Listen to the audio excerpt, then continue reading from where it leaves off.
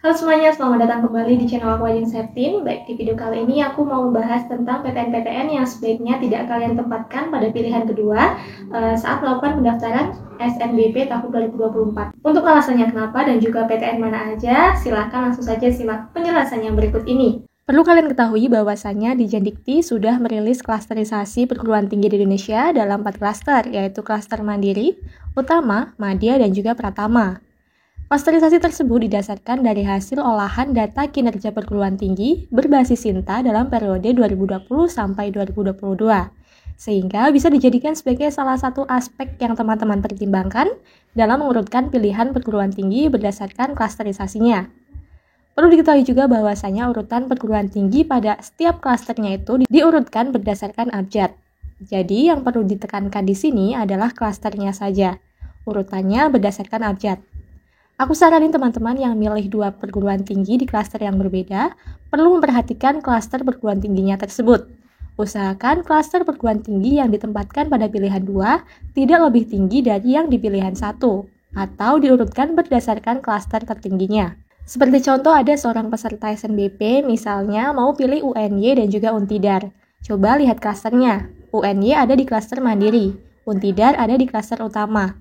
Berarti mana yang ditempatkan pada pilihan 1? Tadi kan klasternya dari yang tertinggi itu ada Mandiri, Utama, Madya, dan juga Pratama.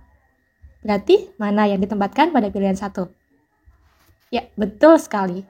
UNY ada di pilihan 1 dan Untidar di pilihan keduanya. Karena tadi UNY itu ada di klaster Mandiri, klaster pertama. Dan Untidar ada di klaster Utama atau klaster kedua setelah Mandiri. Jadi yang ditempatkan pada pilihan 1 adalah UNY dan Untidar di pilihan kedua.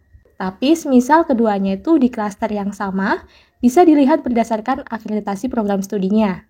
Yang lebih tinggi ditempatkan pada pilihan yang pertama. Tetapi kalau akreditasi prodinya juga sama, jadi sama-sama semua nih antara klaster dan juga akreditasi prodinya, silahkan kembali ke minat kalian.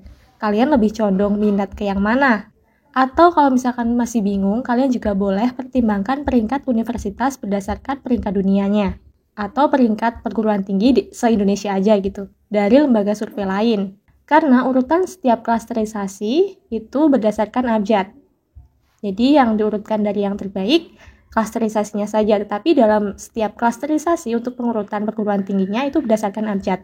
Sehingga tidak dapat dijadikan patokan bahwa perguruan tinggi di urutan pertama pada setiap klasternya itu adalah perguruan tinggi terbaik. Maka dari itu, kita juga perlu melihat survei lain yang resmi untuk mempertimbangkan penempatan PTN-nya. Selain itu, seperti tadi yang udah aku sampaikan, bahwasanya bisa didasarkan alasan lain seperti minat, alasan domisili, dan lain sebagainya. Intinya, yang mau aku tekankan di video ini, saran aku, kalian jangan menempatkan pilihan perguruan tinggi yang berbeda klaster dengan cara kebalik, melainkan diurutkan dari yang klasternya tertinggi. Kayak tadi contohnya UGM dan juga Untidar. UGM di pilihan pertama dan Untidar di pilihan keduanya. Sebaiknya begitu ya untuk memperbesar peluang lolos kalian. Dan apabila ada yang sama klasternya, misalnya Undip sama UGM, itu sama-sama di klaster Mandiri. Nah, mana yang dipilih? Kembali lagi tadi berdasarkan program studinya. Jadi kalian milih prodi di Undip dan juga di UGM. Lihat program studinya apakah memiliki akreditasi yang berbeda. Kalau yang berbeda berarti yang lebih tinggi akreditasi prodinya itu ditempatkan pada pilihan 1. Karena dari klasternya sama. Tapi kalau seandainya dari akreditasi prodinya pun sama, seperti tadi kalian bisa melihat kembali ke minat kalian, alasan-alasan lain seperti domisili.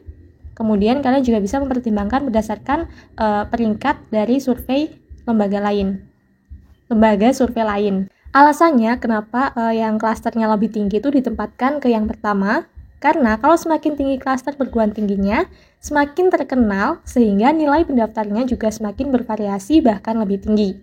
Apabila nanti tidak diterima pada pilihan 1, maka nilai kalian itu akan diseleksi pada pilihan keduanya. Nah, pilihan keduanya ini kan berbeda klaster ya, sehingga peminat dan nilai yang daftar juga tidak seperti yang di pilihan 1. Sehingga kalau nilai kalian lebih tinggi dari pendaftar lain dan masuk kuota penerimaan di pilihan 2, maka kalian bisa lolos. Tapi kalau misalkan nilai kalian ternyata juga kalah tinggi dari pendaftar yang di pilihan kedua kalian itu, dan nggak masuk kuota yang diambil, ya tetap nggak lolos. Ini tuh tentang peluang ya, memperbesar peluang, bukan ramalan. Sekali lagi, peluang. Jadi, untuk memperbesar peluang, silahkan urutkan dari yang terbaik. Nah, itulah PTN-PTN serta alasannya kenapa sebaiknya tidak ditempatkan pada pilihan kedua saat kalian melakukan pendaftaran SNBP tahun 2024. Semoga apa yang aku sampaikan ini dapat bermanfaat untuk kalian. Selamat memulai perjuangan kalian di SNBP ini. Semoga kalian mendapatkan apa yang kalian inginkan. Semangat!